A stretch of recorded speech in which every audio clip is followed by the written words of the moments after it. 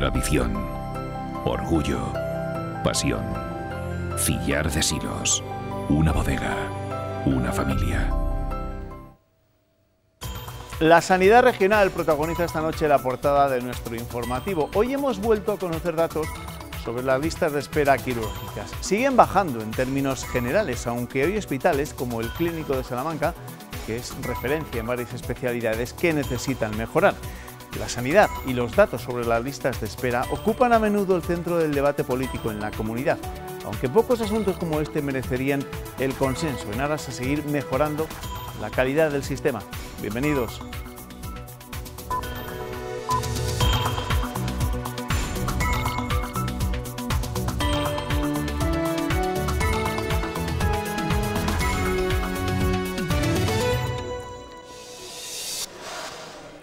Los protagonistas de nuestra imagen del día son los pacientes de Castilla y León que tienen que esperar una media de 80 días para ser operados, 9 menos que hace un año.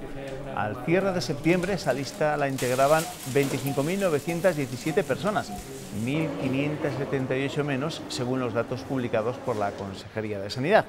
Los pacientes con patologías clasificadas como prioridad 1 esperan menos de 30 días para entrar en quirófano. El Hospital de Salamanca sigue siendo el que tiene mayor demora media. El verano siempre engorda las listas de espera. Hay casi 26.000 pacientes esperando para ser intervenidos, una media de 80 días. Son más que en junio. En verano se reduce globalmente la actividad. Sin embargo, si comparamos con las cifras de hace un año, ambas han bajado. Hay un 5% menos de personas esperando y lo hacen también menos tiempo. La tendencia es clarísima en estos últimos 4 años, en torno a un 30% de reducción del número de pacientes y un 27%, creo recordar, el tiempo medio de espera. 10.000 personas menos que en 2013 se encuentran a las puertas de quirófano y el tiempo de espera es 30 días menor. El Hospital de Salamanca sigue a la cabeza con los peores datos.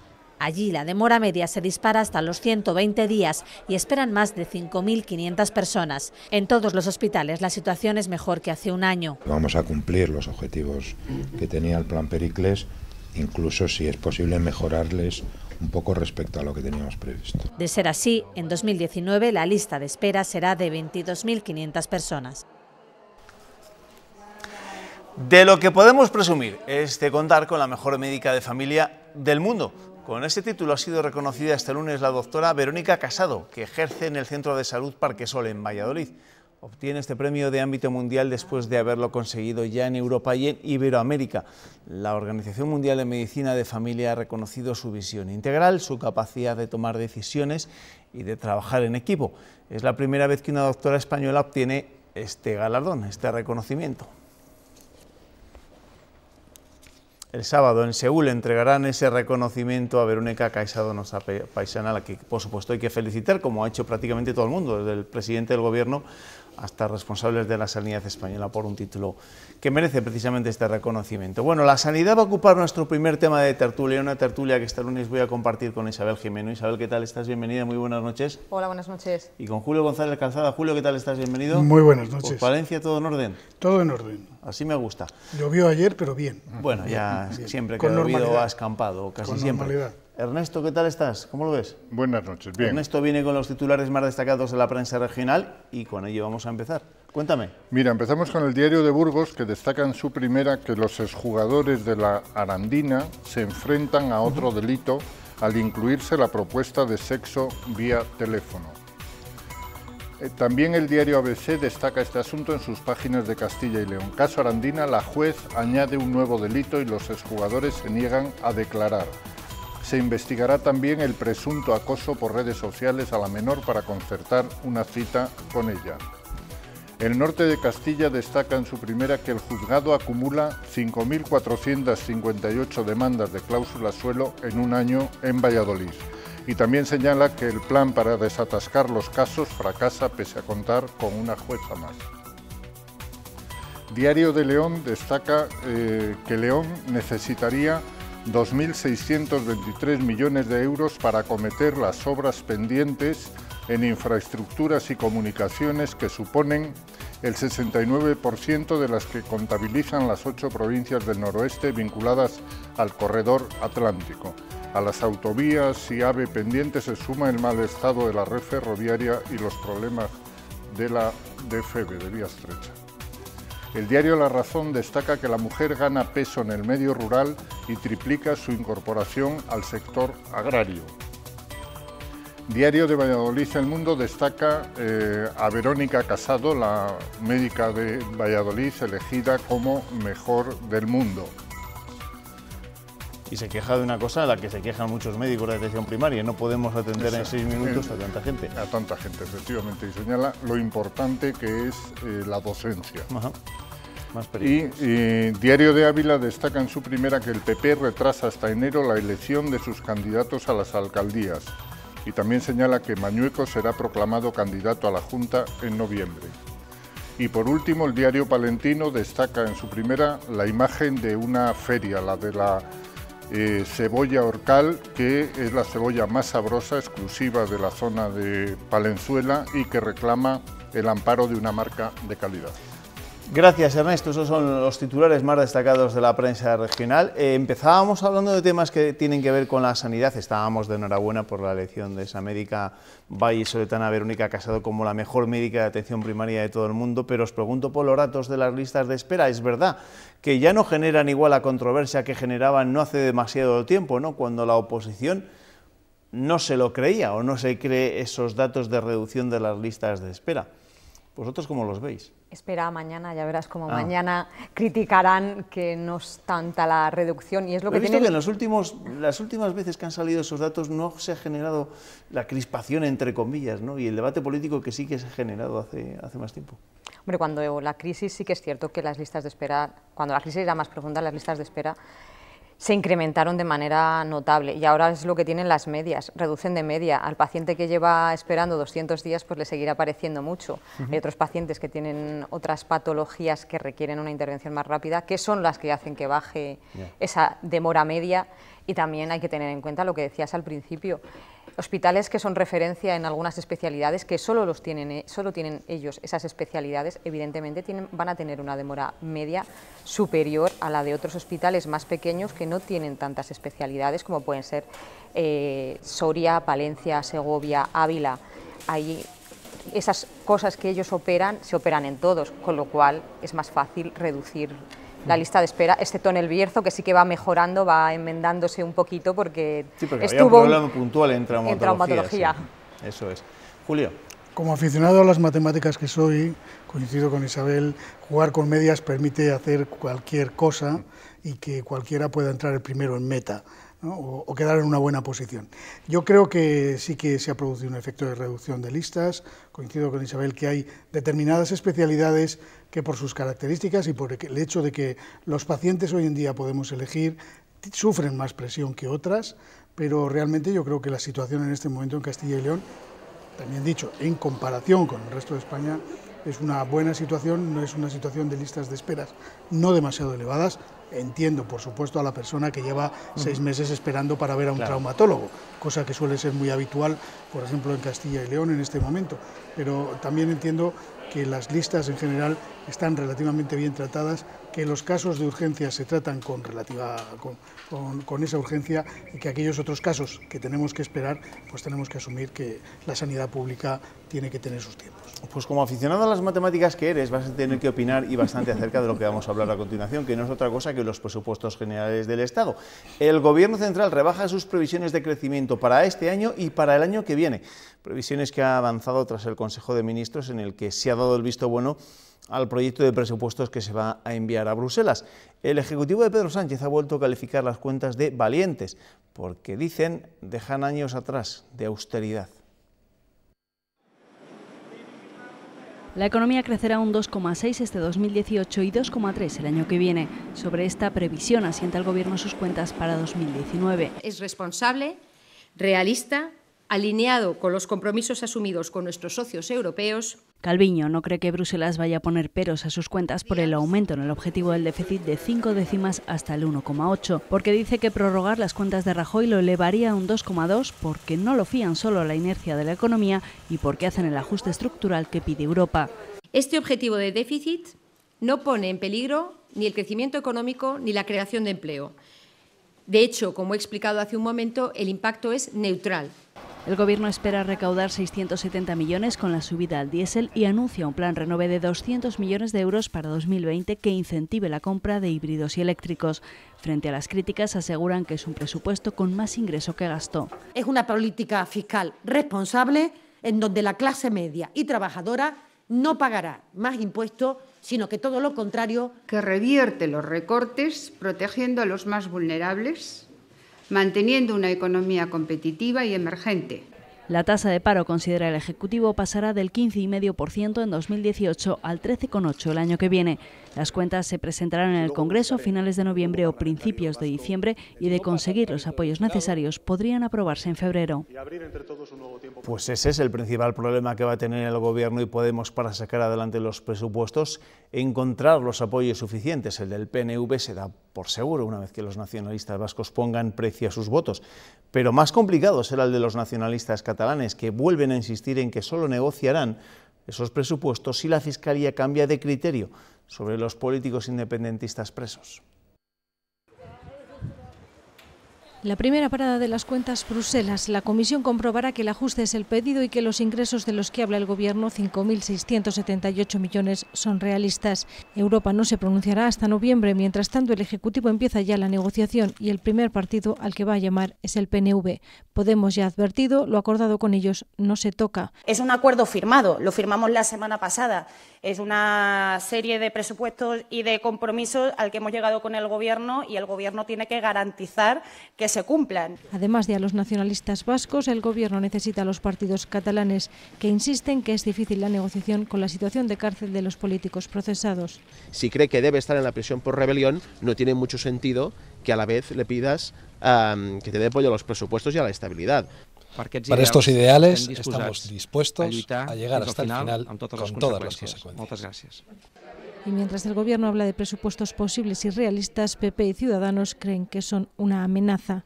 Son el pilar para una nueva recesión, porque van a destruir empleo y sobre todo porque van a aumentar la deuda del déficit en un momento en el que la coyuntura internacional lo que aconseja es hacer justamente lo contrario. Creo que es una mala idea podemizar la economía española, como ha hecho Sánchez, entregando a Iglesias la economía del país.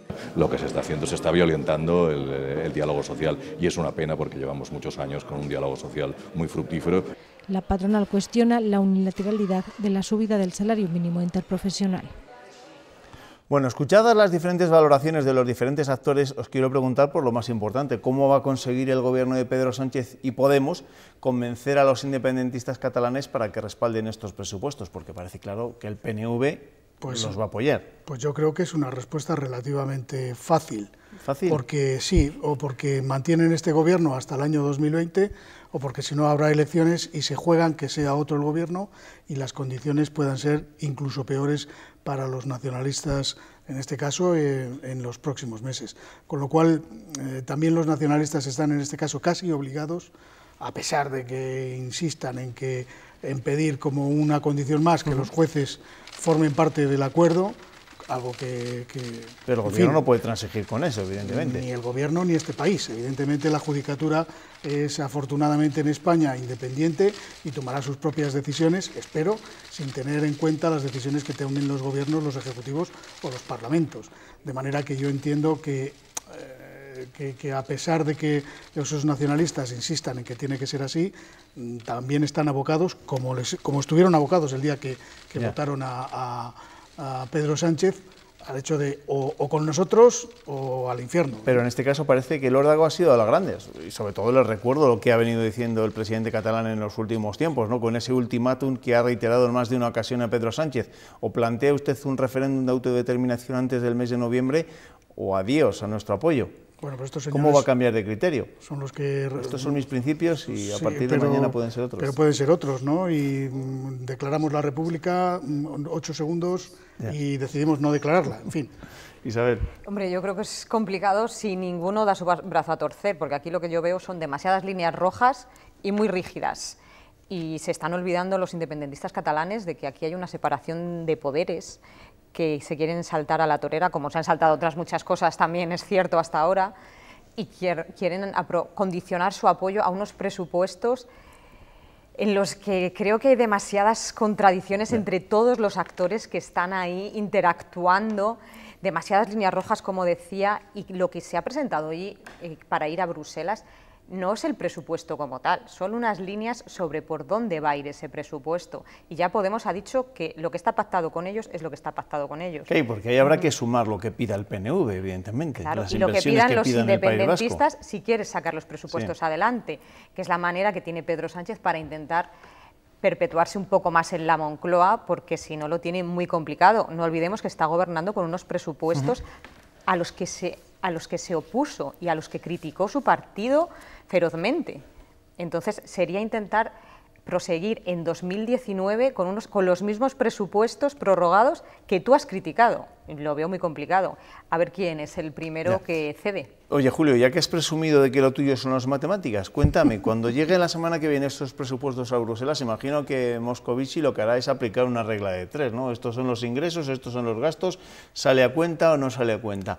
¿Van a pasar ese trámite? Según nuestra ministra, hasta vamos a tener un superávit técnico del 0,1% del PIB.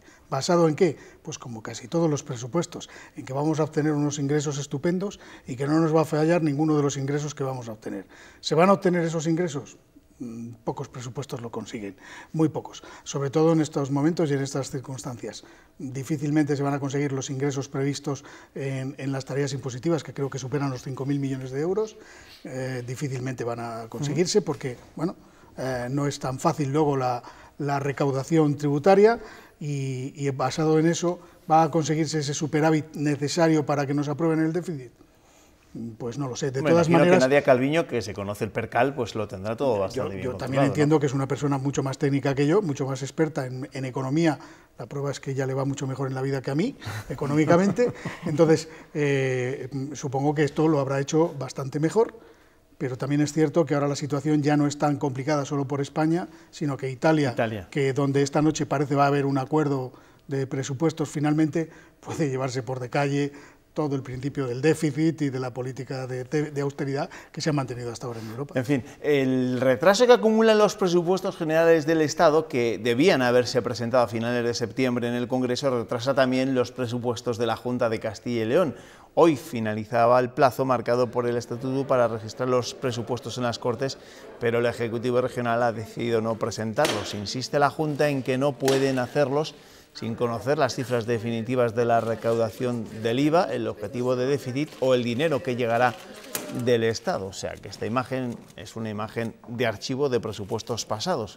Escribías tú hoy en el ABC, Isabel, acerca de los presupuestos de la Junta, que otra vez, como pasó hace un par de ejercicios, estaban marcados por los presupuestos generales del Estado que no llegaban. Aún hay tiempo, estamos a tiempo.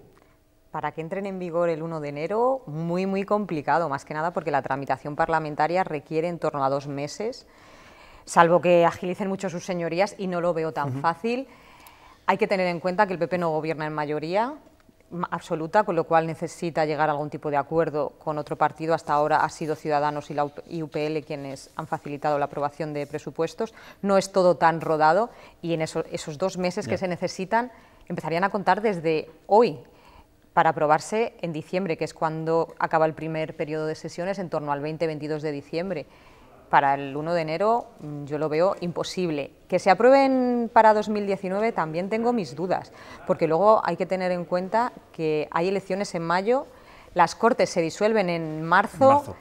Plenos no hay tantos, entonces se está todo muy apurado. Ya eso iba también. ¿De verdad los partidos en plena precampaña están con la predisposición suficiente como para ponerse a negociar unos presupuestos?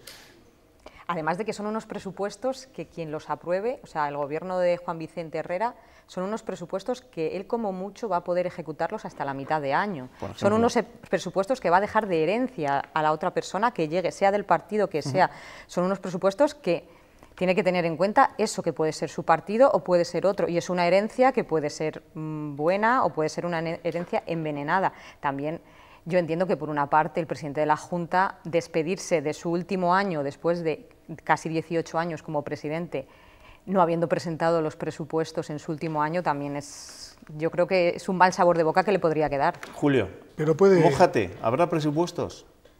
Falta además negociar también el Fondo de Financiación Autonómica y ahí bueno, eso es una pista embarrada donde podemos pasar años con una negociación ahora mismo asimétrica, por una parte con Cataluña y por otra con el resto, o bueno, casi con el resto. Entonces, ya solo metidos en el barro de la financiación autonómica podemos estarnos eternamente. De hecho, llevamos 3 años en los que no hemos sido capaces de alcanzar un acuerdo. Si a eso le sumas el presupuesto, creo que difícilmente podrá presentar un presupuesto, a pesar de que seguramente hará el intento de presentar. Sí, yo creo que van a hacer el intento, al menos de tener un borrador preparado. Sí, yo creo que coincido con Julio, que van a intentar por lo menos mostrar unas líneas generales, unas ideas de por dónde quiere ir ese presupuesto. Lo que digo, despedirse de esa manera sería un poco feo. ¿Te ves en un pleno aprobando los presupuestos o negociando los presupuestos? Yo soy más optimista, aunque no sea de números como Julio. Yo creo, más optimista y yo creo que sí que se va a aprobar en diciembre el presupuesto de Castilla y León. Sí, bueno, pues se van a tener que poner a la tarea. Que la fecha ya se habrán puesto en la Consejería de Hacienda. Isabel, que es el 18 de diciembre la fecha del pleno presupuestario. Son en torno al 20, la que está fijada, pero son 2 meses de tramitación entre ponencia, comisión, no se han empezado a tramitar, es que... Que se den un poco de prisa. Sí, tanto. No, un poco no, mucha prisa. Una semana después de que Pedro Sánchez dejase la puerta abierta a mantener la central térmica de la localidad aragonesa de Andorra más allá de 2020, la ministra para la Transición Ecológica ha extendido su compromiso de hablar con los trabajadores y alcaldes a otras comarcas afectadas por el fin del carbón. Reitera Rivera que solo se mantendrán las térmicas que hagan inversiones.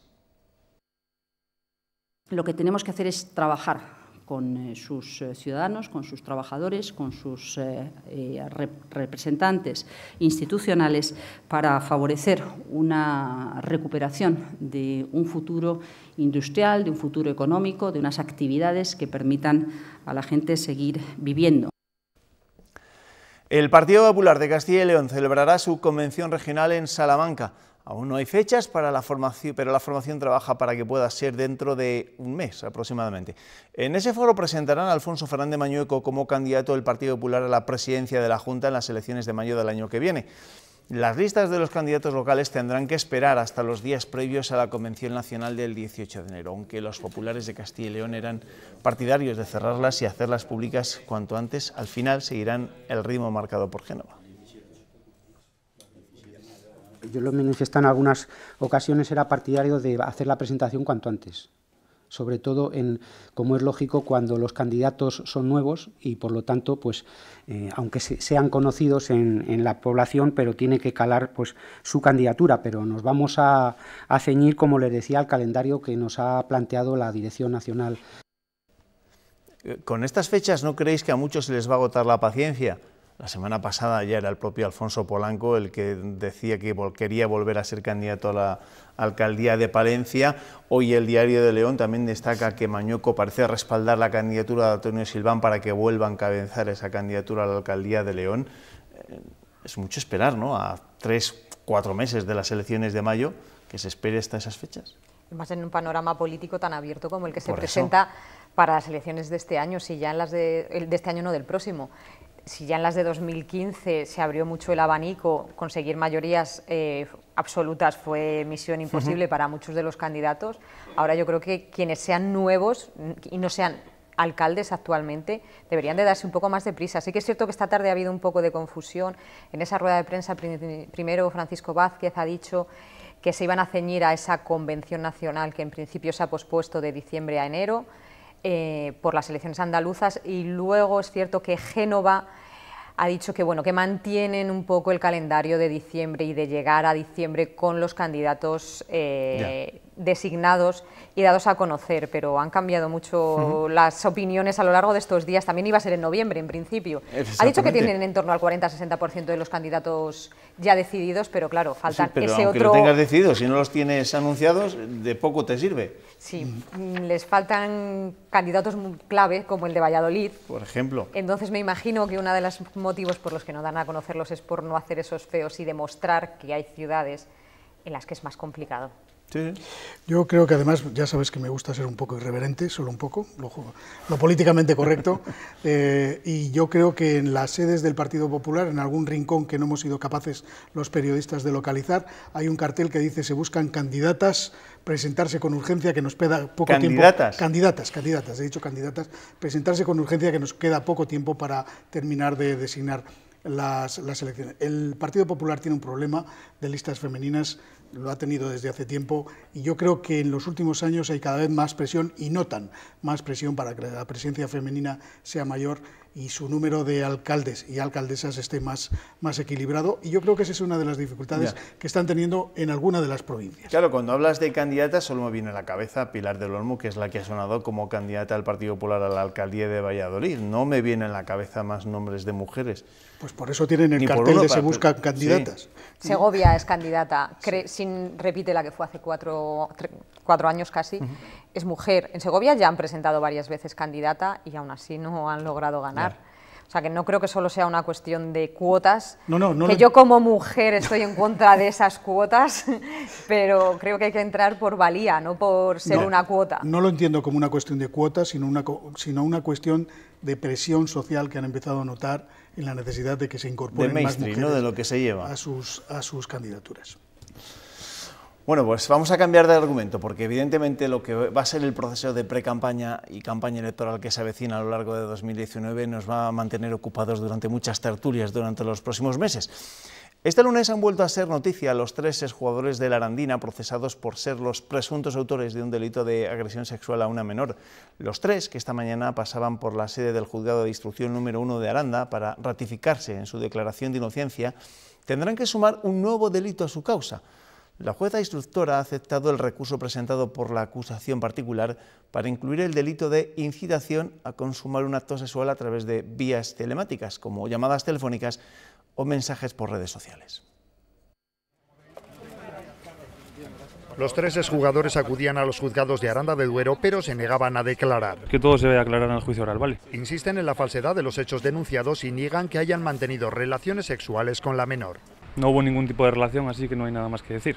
La acusación ha solicitado que se incorpore un nuevo delito a la causa, mientras que las defensas ya anuncian que lo recurrirán. Que por cualquier medio telemático, telefónico, digital, proponga mantener relaciones sexuales con la menor encaminadas a la consecución del fin, ¿no? Hemos recurrido ya al autoprocesamiento y volveremos a recurrir. La defensa confía en poder demostrar durante el juicio la inocencia de sus clientes. Creen que sus pruebas no se han tenido en cuenta durante el auto de procesamiento basado exclusivamente en la declaración de la menor. Pensamos que vivimos en instrucciones distintas realmente, porque solo se ha basado en la declaración de la menor y todas las pruebas que están a favor de la defensa no se han tenido en cuenta ni se han valorado, con lo cual, bueno, eso es algo que tendremos que probar en el acto del juicio. Ha habido hechos que se consideran probados por testigos. Los testigos realmente no existen, son de referencia, es lo que dice la mamá, la prima, la tía, de lo que les ha contado la protagonista del asunto, ¿no?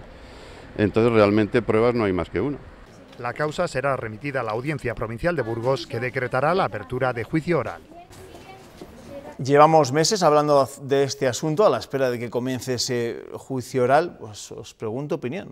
¿Cómo veis que está evolucionando el tema que nos sorprendió una tarde de noviembre del año pasado con la detención de estos 3 exjugadores de la Arandina?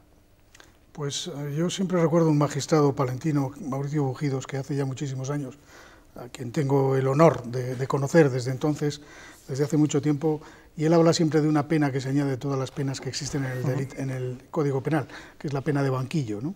Es esa pena que pagan aquellas personas que tienen que pasar por un banquillo, sean culpables o inocentes. ¿La pena del telediario también? Sí, hoy en día podría llamarse tal, como tal, pena del telediario. El principio de inocencia indica que tienen que ser las acusaciones, y en este caso tanto el fiscal, que representa la acusación pública, como las acusaciones privadas, quien tengan que demostrar la existencia de esos hechos y esos delitos. No son ellos quienes tengan que tratar de demostrar su inocencia. A partir de ahí, esperemos que a lo largo de todo lo que quede de instrucción y de la tramitación del caso, podamos llegar a saber qué es lo que ha ocurrido.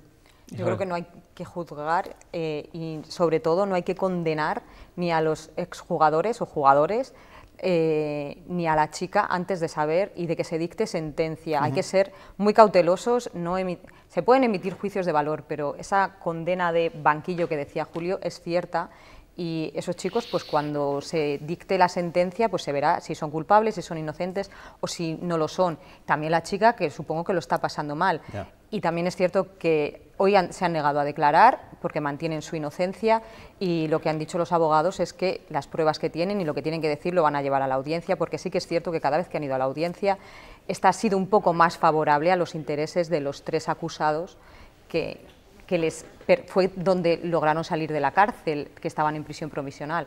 Entonces, hasta que no llegue el juicio, que será para primavera, verano, creo, pues creo que habría que ser muy cautelosos en este caso. Y siendo muy cautelosos, evidentemente, sobre ese tema, ¿qué opináis sobre ese nuevo delito que se ha incorporado a la causa, ¿no? El hecho de que la juez considera que también puede ser motivo de delito, de encausamiento de los 3 exjugadores, el hecho de que hiciesen proposiciones sexuales a la menor a través de redes sociales, a través de teléfonos móviles. Yo entiendo en este caso que desde la parte acusadora se trate de incluir nuevas acusaciones si consideran que tales han existido. Lo entiendo perfectamente y me parece que si aportan para ello las pruebas suficientes de que tal suceso ha ocurrido y tal circunstancia ha ocurrido, pues seguramente la juez lo aceptará. De momento hay que entender también que lo que la juez acepta es la posibilidad de la existencia de tal cosa, no que tal cosa haya existido. Sí, la jueza de instrucción hasta ahora todos los delitos o presuntos delitos que desde Fiscalía y acusación particular y popular se le han pedido, los ha admitido. Y en su instrucción ella ha admitido. Es un caso, también hay que tener en cuenta que es una menor, es un caso de menores, entonces ahí eso sí que lo hace un poco diferente a otra situación en la que fuese mayor, porque siempre se tiene que tener muy en cuenta y valorar mucho a la menor que está detrás de todo esto. Sí, porque aquí el fiscal actúa en un doble juego, por una parte como acusador público frente a esas personas y por otro lado como defensor público también del menor. Bueno, pues pendiente de que termine la fase de instrucción y que más adelante, como decía Isabel, en la primavera del año que viene pueda empezar ese juicio oral a los 3 exjugadores de la Arandina. Cambiamos radicalmente de asunto. La noticia de que la Junta obligará a superar un curso a quienes lancen cohetes en procesiones y otras manifestaciones festivas no solo ha puesto en alerta a muchos ayuntamientos de la comunidad, también a nuestro quinto tertuliano. No puedo pegar ojo, Juanma. Ha dicho la Junta que a partir de ahora en Castilla y León para tirar cohetes hay que hacer un curso. Así que ya sé lo que quiero ser de mayor. Técnico en tirar cohetes. Ay, impartir esos cursos. Siempre he querido tirar cohetes. Mierda. Uf. Qué peligroso es esto. Hasta mañana, Juanma, que no son horas. No son horas. Hasta mañana, Nito, pues con la de procesiones y fiestas que tenemos aquí en esta comunidad, vamos a tener técnicos de lanzamiento de cohetes. Ya lo estoy viendo, nueva profesión, técnico monitor, técnico de lanzamiento de cohetes, y habrá campamentos incluso, se harán campamentos para que... Y másteres. Y másteres, bueno, vamos a dejarlo de los másteres. Acabamos con una noticia bien distinta porque hoy hemos dado un multitudinario adiós a Eduardo Arroyo. Decenas de familiares, amigos y vecinos de su pueblo de infancia, Robles de la Ciana, han despedido esta tarde al artista que ya reposa en el cementerio de la pequeña localidad leonesa. Ese había sido su deseo, descansar en su montaña, la que nunca olvidó, aunque llevara años afincado en Madrid. Un artista rompedor e inconformista que tenía en sus famosas moscas su seña de identidad y que intentó vitalizar la actividad cultural de la comarca leonesa, donde tenían pensado crearle precisamente un museo. Bueno, tenían pensado, igual todavía siguen estando a tiempo, ¿no, Ernesto? Sí, y sobre todo durante 18 años organizó un encuentro musical el último fin de semana del mes de julio, que era una referencia en todo el país. Bueno, pues con este recuerdo a Eduardo Arroyo vamos a terminar nuestro tiempo de tertulia. Isabel, Julio, gracias, que os vaya bien, ¿eh? Muchas gracias. Y feliz Día del Pan, que mañana es el Día Internacional del Pan. El Día del Pan, bueno, pues feliz Día del Pan a todos, sobre todo a los panaderos. Claro está, Ernesto, nos vemos, ¿eh? Hasta mañana. Hasta mañana. A ustedes les dejo, pero un momentín, que enseguida volvemos con la entrevista del día. Hasta ahora.